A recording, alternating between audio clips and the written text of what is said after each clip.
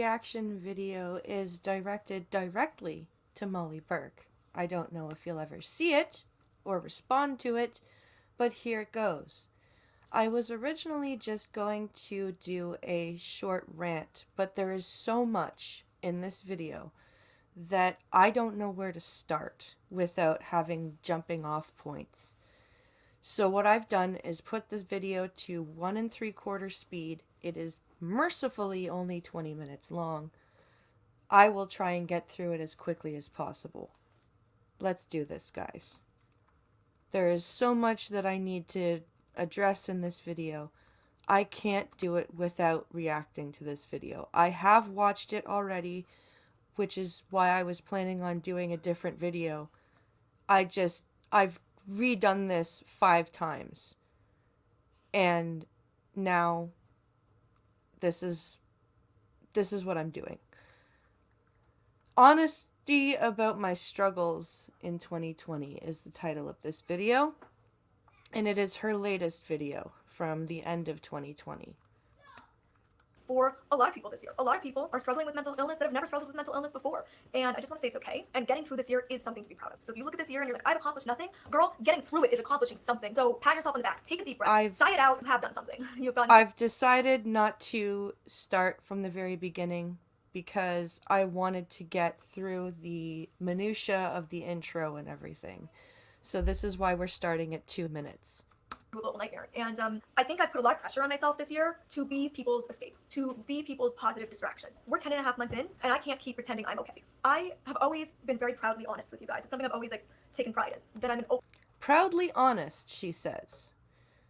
Proudly honest when she says she doesn't like inspiration porn and has that Dove commercial that we've seen, which is nothing but inspiration porn. The TEDx talks that she's done, that the one Scribe and I responded to, the amount of contradictions in her videos, blatant contradictions in her videos that I've covered on multiple occasions. The fact that she sits here and says that she prides herself on being honest is laughable to me. It's just laughable. Open, honest book, because I think the only way to bridge gaps in society is to have honest conversation about hard things. And the only way to build empathy in society, which Lord knows we need now more than ever, is to have hard conversations honestly. Except if people disagree with you, you don't want to even respond to them. Or if you do respond to them, you don't respond to them directly. You do it in a backhanded way. And you will only respond and have honest, hard conversations with people who are either larger than yourself in viewership or very, very close to the same size as you. You never have hard and honest conversations with either people who disagree with you or people who are smaller than you by substantial numbers. But you want to be honest. And you want to bridge the gaps in society, right? Right? Put that to the side over the past few months because I didn't want to burden you with my struggles, because I know that all of you are not only fighting this global pandemic, but you're also fighting your own individual fights. We are all dealing with different aspects of the way this pandemic has affected our personal lives. And so I've not wanted to burden you with more. And I also haven't... You haven't want... Are you up... Listen to this martyrness. This martyr. I didn't want to burden you with more. Your fans are going to listen to what you have to say regardless, because that's what they're there for. If you're having a struggle, be honest about it. I recently put out my own video talking about my struggles that I'm having, because there's no point in hiding it. Your fans who have watched you long enough know.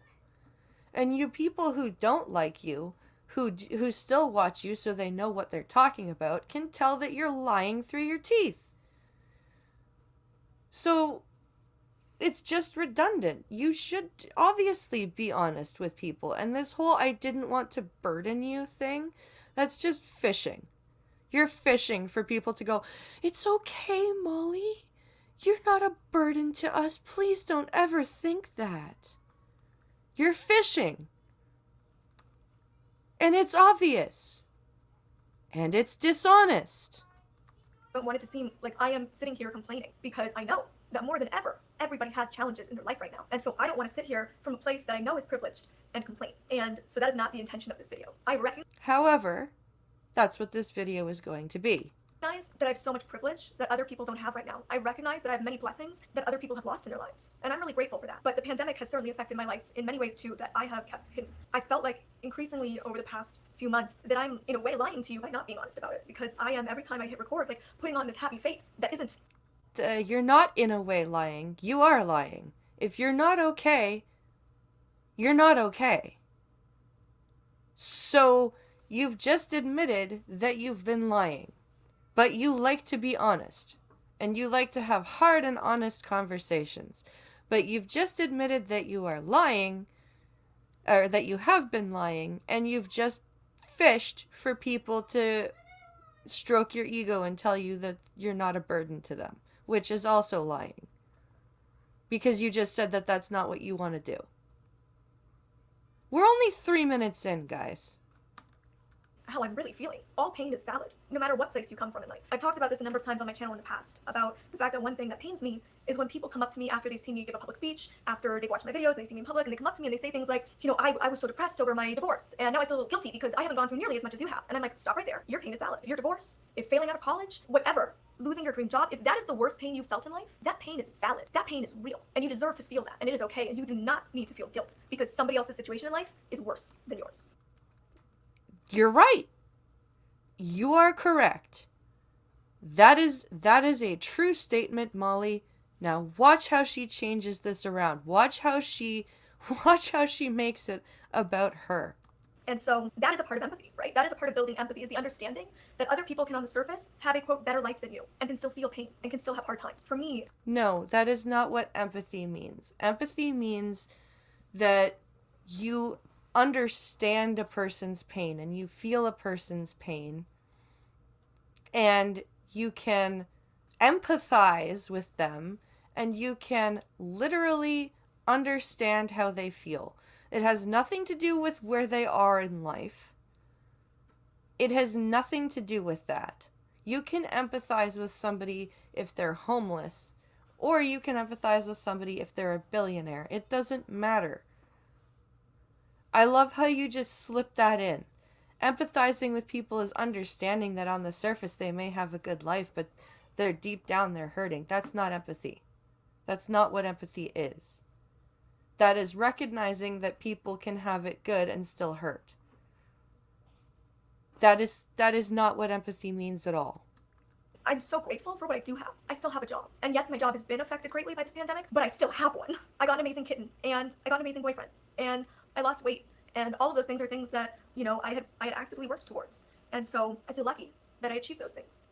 It's funny because I'm telling you not to feel guilt, but I feel guilt about the fact that that isn't enough to keep me happy right now, that I'm still in pain, that I'm still struggling. And so it's been hard for me to just feel like I can come on here and be honest and say that I'm not okay. And I know that for many of you, you see me as a pillar of hope because I am somebody who has so deeply struggled in my past, and because I'm somebody who's overcome those struggles. I know many of you look to me for hope that you can overcome your struggles. That is another. Okay.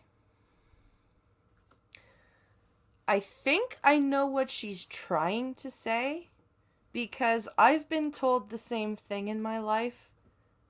If you can be, overcome being blind and overcome your depression, which I haven't overcome, and when people say that, I laugh.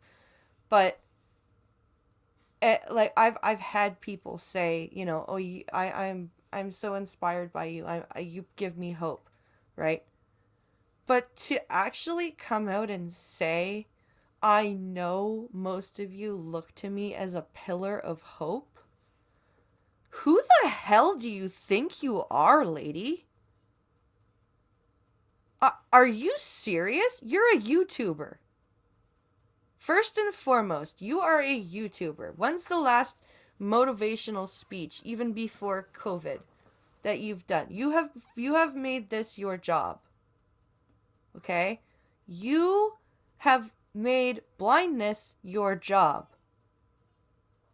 And for you to sit there and say, I know most of you have see me as a pillar of hope, because if I can overcome, then you can overcome. What the how self-centered can you possibly be?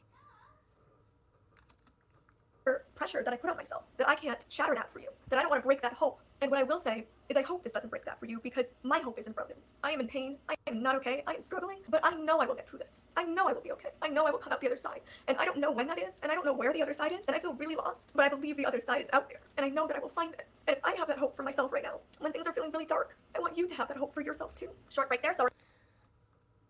So, okay, I know what she's trying to say here. I know what she's trying to say.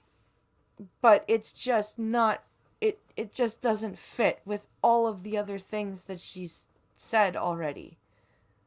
And this waterworks, it is genuine. It is genuine, but it's just,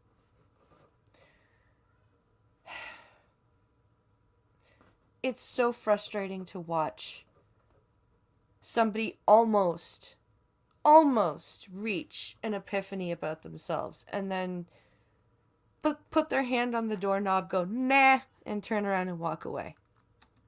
Sorry, well, it wasn't a break for you. Jump back. We're good. We're back and composed. That's good for me. There are many things that have happened in the last year of my life, some of which I don't want to talk about. And as somebody who is incredibly honest and open, that's hard for me to say, but I think that during this time, I do deserve some elements of privacy. So there's certain things that I'm not going to share that I've been through. And honestly... Then why would you even mention it?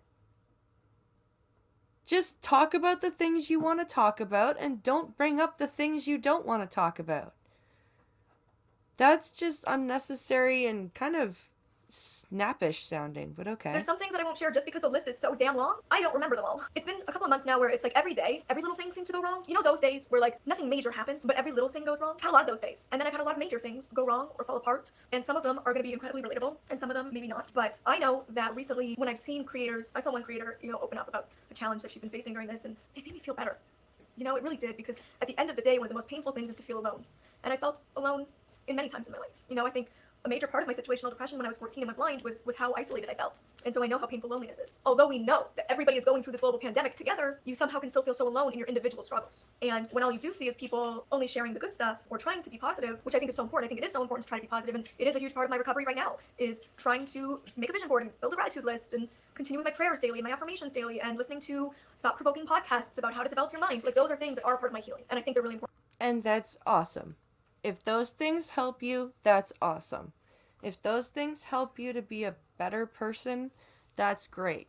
If those things help you to pull your head out of your ass and understand that you are not being as honest as you think you are, that's awesome too. Maybe we'll see a change. 'Cause, Molly, I don't hate you. Okay? I am not a, quote, hater. I am insanely frustrated with you. And I honestly keep going to your page to find a video that I can react to and go, hey, look, this is a good thing Molly has done. And I cannot find one. I want to, Molly. I really do. I really want to find a video that I can go, hey guys, check this out. This is awesome. This is a great idea, or this is a great statement, or this is whatever. And I can't find one. Because every time I go to watch one of your videos, Molly, you contradict yourself every 30 seconds. And you I don't know if it's intentional or not, but you're always dishonest about something. And I really hope that these things that you're doing can help you. Because, I myself am trying to fix my issues and my mental health, and I do not wish ill on you. I sincerely hope that you can find some recovery and some help. important. But when all you're doing is seeing that, you're like, wait a second, well, we're all in this pandemic, but am I the only one hurting? And so when I saw this YouTuber like just break down and cry and share this thing, I was like, thank God. I just need to see somebody else crying. Like, I can't be the only one that's crying every single day, because I am right now, and I have been. Like I said, it's hard to feel like I'm living this lie when I know that I've been so honest with you my whole career. I built my career on honesty and authenticity. How can you keep saying this? That you built your career on honesty. You go around motivational speaking telling people that the world thinks disabled people are broken, and the world thinks disabled people need fixing, which we do because we're disabled, by the way. That's the whole definition of disability, is that something is not right with you. That doesn't make us bad. That doesn't mean people hate us.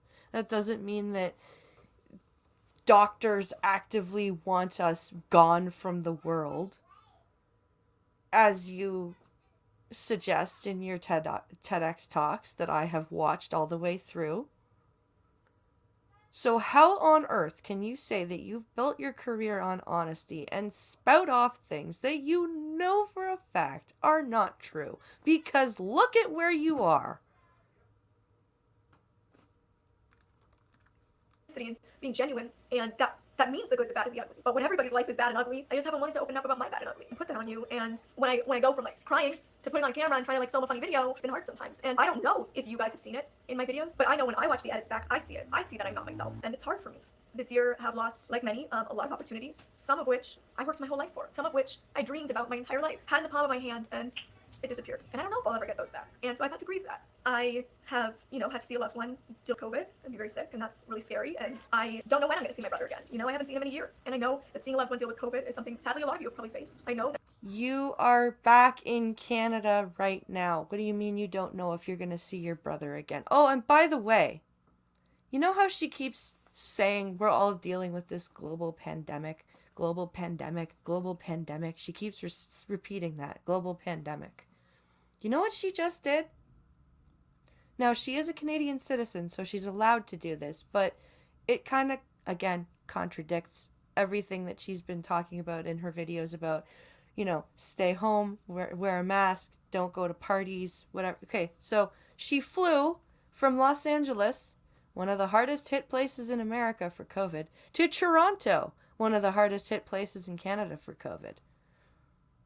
Yes, she did quarantine, but still, it's, again, self-contradictory. Not very honest. That not being able to see your family, again, is something that many of you have faced. And so, at the time that I'm filming this, I still haven't seen my dad in over 10 months. Those things are really challenging. I've seen people that I care about be canceled, which makes the internet a really scary place. Feel more scary than it ever has. I lived in the neighborhood. The internet is not a scary place. Well, it can be a scary place if you go to the wrong spots. But your part of the internet? Really? You think your part of the internet is a really scary place, honey? You you wouldn't know what to do with yourself if you went down a couple of rabbit holes on even just YouTube. If you think your part of the internet is a really scary place. In Los Angeles that was experiencing not only the peaceful protests, but the dangerous. And being a blind woman, just hearing sirens and helicopters 24/7 for over a week, scared to leave my house. As much as Are you really going to put yourself into the protests? Are you serious? I missed that part. I watched this video and I missed that part. As a blind woman hearing sirens and helicopters for 24/7, I was scared to leave my house. You think sighted people weren't scared to leave their house? Are you serious? Yes, the poor blind woman. Feel sorry for me, but I'm honest, guys. I'm a strong, independent blind woman. But poor blind woman, feel sorry for me. Very honest. Very, very honest. I would have loved to participate in peaceful protesting. Even that is something that, as a blind woman, made me feel unsafe. And so I felt helpless. I felt like trapped. I felt scared. And I didn't know what I could do. I didn't know what to do. And it was really scary and really hard. We had domestic. You wanted? And we called the police and we filed complaints and we did everything we could. But eventually people above us just started retaliating, constantly calling noise complaints and security on us. We had, fired next door, and it was just a lot. We had a major earthquake, and I was home alone at that time. A lot of that took place like all in one day, and I not only lost opportunities that were about to come true, but I lost opportunities that I loved. You know, I've shared that I'm no longer working with Aerie because they just couldn't sign me on again with the pandemic. You know, those girls are my best friends, truly. Like in real life, those other girls, like they are my best friends. And the only times You didn't do anything to make Aerie. Aerie is the worst example you could have given. Okay, for those of you who are going, what is Aerie? Aerie was a clothing brand who sold themselves on hiring disabled models, and they said that they were an inclusive clothing brand. Do you think their photos are captioned with descriptions? No. Do you think Molly did anything and said anything? Well, there still aren't descriptions. I have a friend, a very small YouTuber, Diana with 2 N's. Go check her out. She made it her mission in life for a few months to describe the pictures that Aerie was posting. And she was retweeting and tagging Aerie, and nothing happened. Bad example, Molly. You built your whole career on honesty. You built your whole career on trying to make things more accessible and more inclusive. Bad example. we get to see each other because we're spread across the country is when we do Aerie events. So, you know, I don't know when I'll get to ever see those girls again. That was like my favorite job. I loved it. So just a lot of stuff like that has happened. But one major thing you'll see that was a decision that I labored over for months, that I'm going to spend the rest of COVID in Canada. As of right now, that means I'm away from my boyfriend, who I love and who has been a huge support system for me, and I don't know when I'm going to see him again. It means that as of right now, I have nowhere to live. All my belongings are in storage. You know, I am in an Airbnb, and literally as of January 2nd, I have no home. I have no idea. Okay. If anyone who is watching this video and has been actually homeless, like, you know, not had the money to rent an Airbnb and bounce from Airbnb to Airbnb, are you angry right now? 'Cause I've never actually been homeless, and I'm angry. You could have renewed your lease. You and your boyfriend could have gotten a new apartment, and he could have stayed there and paid the rent because he has a job. And you could have gone back to Canada for the rest of COVID. God knows how long that's going to be. I don't know why you made that decision. You made the decision to make yourself hurt. And now you regretting the decision, which is fine. People make decisions that they regret. But you're acting as though you've had no choice to make this decision. Like this decision was thrust upon you, and you had no choice but to leave your home and your boyfriend and put all your stuff in storage and hop Airbnbs. Molly, do you know how many people have the resources to do all of that? I would say maybe 5% of your audience. And that's generous. That is generous. No one has the resources to do that. Remember how she said she recognizes she's coming from a place of privilege? I don't think she does. Where I'm gonna live. And, you know, I will be back in LA. That is my home. I love LA. It's an incredible place. You know, I have the most amazing friends there. I just have an amazing group of people around me there. I will be back there because that is my home. But for the rest of COVID, you will see me being in Canada. You will see me being in random Airbnbs. Yeah, I mean, all my belongings are in storage. I didn't want it. I loved my apartment so much. It was amazing. But between the domestics and that's next door and everything that happened in that neighborhood, it wasn't the same neighborhood that I knew. It wasn't the same building that I fell in love with, and it has a lot of, you know, just negative memories attached to it now. And so you just moved there 5 months ago. Again, I know your lease is up, but man, it must be nice to be able to be like, no, this neighborhood just has bad memories. I need to leave it now. And like not struggle over financially where you can live. Like, Pink Hollow and I lived in a shitbox neighborhood for 5 years. Do you think we liked it? No. Do you think we were like, oh, this neighborhood really sucks, we should leave? No, because we couldn't. Because that's not how life works. When I go back to LA, I will not be in that building. And so because of that, my lease was up, and I was like, you know what, it's the right time to put my belongings in storage. So literally all I have for the next few months of my life is whatever I could pack in some suitcases. And I don't know what's next. My mom and dad deserved to be together again. I missed my home. So it was very hard, leaving what I consider my home, LA, and my partner who I love, to be in my other home with my family who I love. I was torn apart, and I still am in many ways. So basically, you felt like you had to do what your mom did? Like, are you trying to, like, put yourself in her position just for guilt points? Like, why are you choosing to come back to Canada in the middle of like, there's no, you had a residence in LA. You just, like, you either could have renewed your lease or found another, like, why did you need to follow your mom? If you're not living with your family, which honestly would probably make more sense. I know that I've, shat on you for not being independent, but right now that would make more sense living with your family than hopping from Airbnb to Airbnb, depleting your finances. And from what I can see in this video, you did this on a whim, and now you're regretting it. So you've caused your own pain, and you're clearly in distress about it. You clearly, like, why are you doing this to yourself? Are you doing it so that people will feel bad for you? Are you doing it because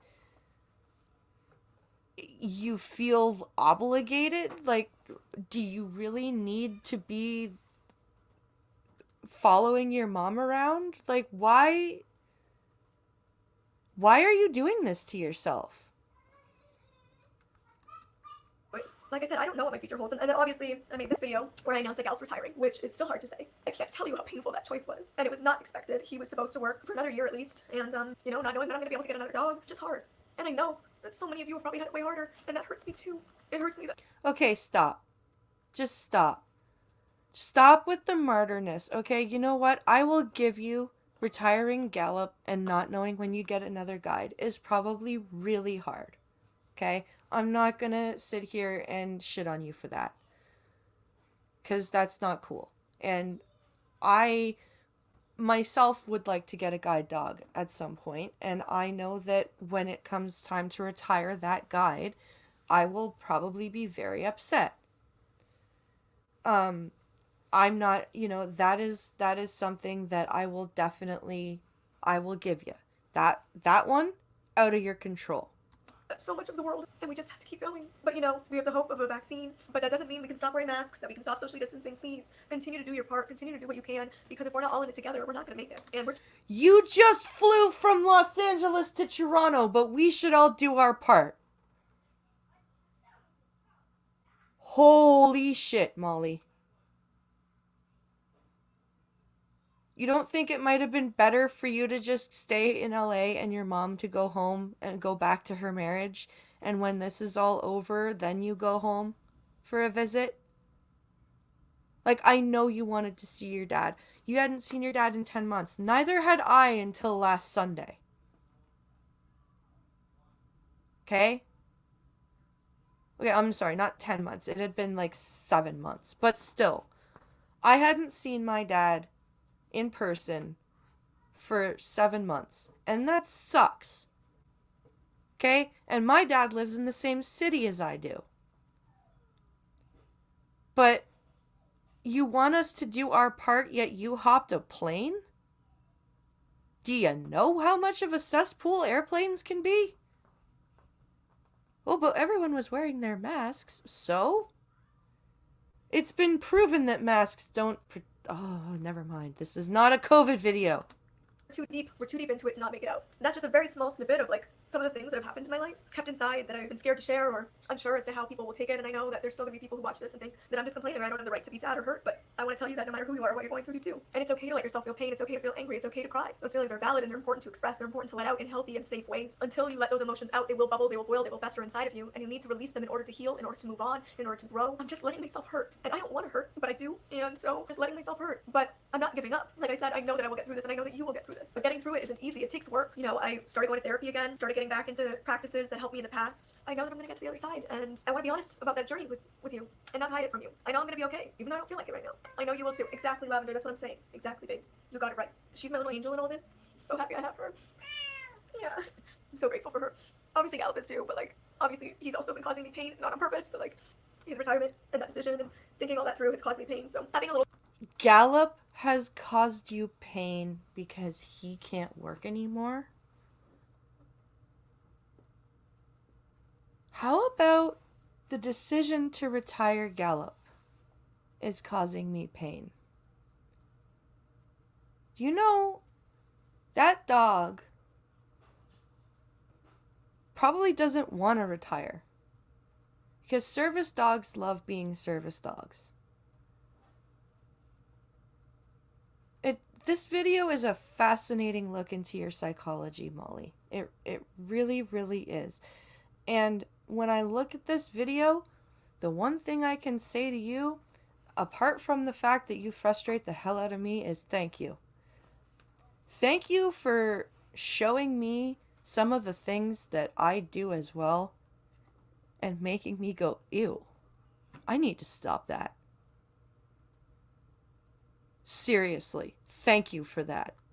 Creature that causes me no pain, and then my boyfriend causes me pain leaving him, and my family, like all these other things. Like as much as I love them, it also in some way causes pain because I hurt that I don't have it, but or that I'm losing it, or whatever it might be. And so they're all dealing with their own struggles too. And it's easy to be the one in pain when everybody around you is okay, because they can lift you up. What? When you're all in pain, nobody has the power or the energy or the emotional capacity to lift the other up. Anyways, this is really just all I wanted to. What are you saying? It's easy to be the only one in pain because then everyone has the power to lift you up? How about you lift yourself up? It's not incumbent on people around you to get you out of your depression. And it is not easy to be the only one in pain when everyone else is happy. It is not easy to be in pain when everyone around you is happy and you wish you could be happy too, but for some goddamn reason you just can't. What the hell are you talking about? It is not easy. It is never easy to be in pain, no matter who's around you. This is what I'm talking about. This entitlement, this self-contradiction, and that so many people find you inspiring, find you hopeful. You have been lying to people, and you couldn't even be honest in this video. All you could be was a narcissist. All you could do was carry on the martyrdom.